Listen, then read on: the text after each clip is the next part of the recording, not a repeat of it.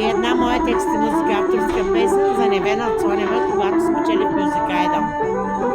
Аз съм Кина Павлова Вълчева. Само ще пея сега, няма да се снимам.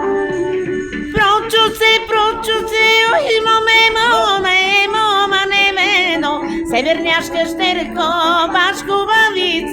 бачкуваvice, мори, момкова изгоро, бачкуваvice, бачки завице, мори, момкова изгоро. Никога не съм завиждала на чуждите успехи, защото аз работя с деца и младежни таланти и надграждам таланти и успеха на талантите ме разплака. Както сега момичето, което спечели Евровизия. Браво, Дара!